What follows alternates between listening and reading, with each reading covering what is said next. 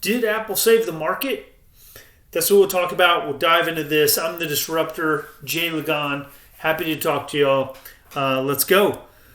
So I think you'd have to be living under a rock at this point not to realize that SPY or the SPX, the market in general, NASDAQ is even worse than this. It's just been a rough ride. We've seen things that we thought were going to be support that would catch us, and it didn't. We've been in a mentality of buy the dip for the last year, longer, since March 2020, really. This isn't a dip. This could be a knife. This could be something that goes down lower. I don't know. We see some price consolidating there, off to the right around 4,326. But nobody knows how that's going to resolve itself. If it's going to stabilize, if it's going to go up, if it's going to destabilize and go down. But one thing we do know is that today Apple had its earnings, and suddenly the market was just alive. Like it was back. It felt kind of reminiscent of last year. And so let's dive into that. So basically, Apple's iPhone 13, largest revenue and profit in history. I mean, that's, and this is with the supply chain issue. Sales are booming in China. Apple's really well set up, and and it's a hot topic. It's buzzing around Twitter. 240 tweets in the last hour when I did a hashtag search. The thing is getting a lot of attention, and it ought to, because the Q1 earnings are fantastic. Revenue 123 billion. And they thought it'd be 119 billion. Earnings per share 210 rather than the $1.90 that was expected. iPhone revenue 71 billion, beating the 67 billion that was expected. And then you got this one. This one is one that I just love and blows away. They ended December with 202 billion in cash. Apple's killing it. Apple's just killing it. And the thing is that, you didn't have to wait until today to find this out. And I'm going to talk a little bit about price action versus fundamentals. This is clearly fundamentals right here. This is the kind of stuff that you hear about on CNBC and all that stuff. And here it is. It's on CNBC, and they're talking about this post market.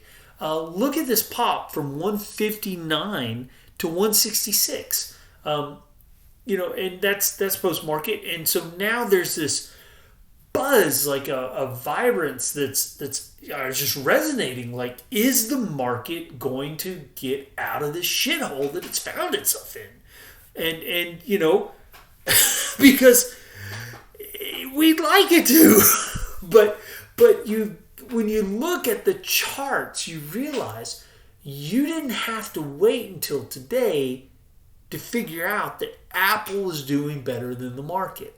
Right? And this is important because when we talk about comparative strength or relative strength, the idea that one stock is doing better than another, or one stock's doing better than the market, right? You see it clear as day here when you have SPY on the left, that's the S&P 500 ETF, and Apple on the right, right? Apple stopped going down, SPY didn't, right? Price action told us Apple's outperforming SPY, right? We knew that weeks ago, right? I mean, I knew it. I knew it pretty much a month and a half ago when I loaded up Apple in my IRA, because I saw what was happening. This is back in December when SPY was struggling and Apple wasn't. And I said, okay, there's relative strength here, right? And so now the question is Apple boosting the market, right?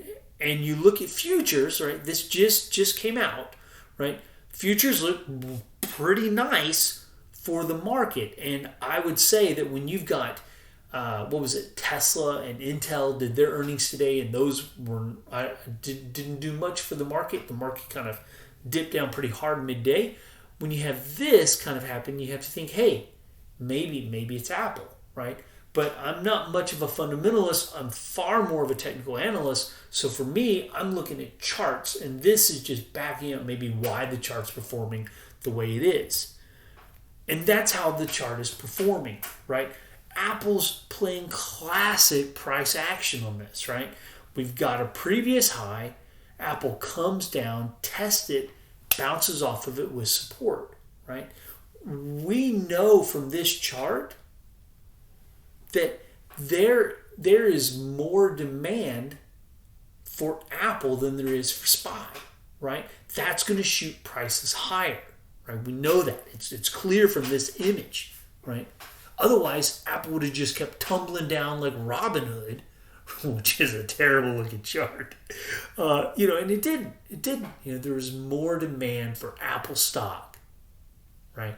And so we, as technical analysts, we were getting an insider view. We were getting insider information that something here is strong. This is where I want to be. I didn't have to wait till today to know that. Like I said, I've already got 11% of my IRA in Apple right now because I knew this way before this. So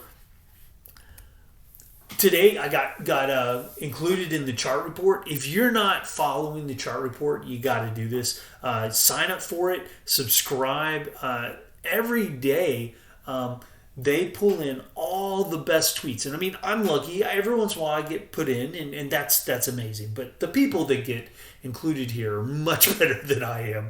And these guys are talking about the market, sectors, sentiment, all the kind of things that drive where we're heading as an economy, as a market. So I was highlighted in there today with the previous chart.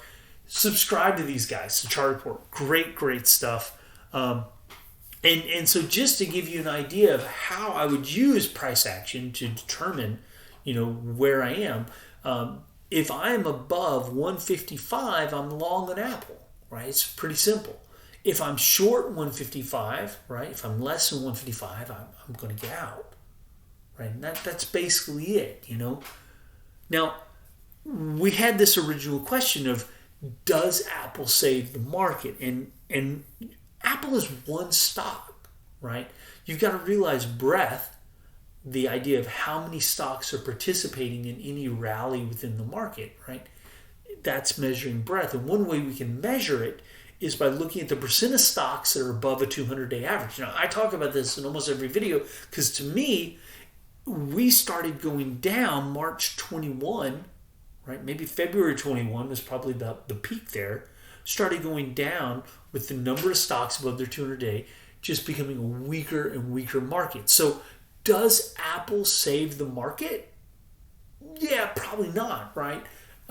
Now, if investors begin to have more confidence, the sentiment improves about the market, and maybe then they start looking at other possible things, maybe. But we need more participation. We need more stocks to get above their 200, right? And once this chart doesn't look so crappy, we see it moving up, and the first thing we'll see is no more lower lows, right? Maybe just it kind of flattens out, or maybe it's some higher lows.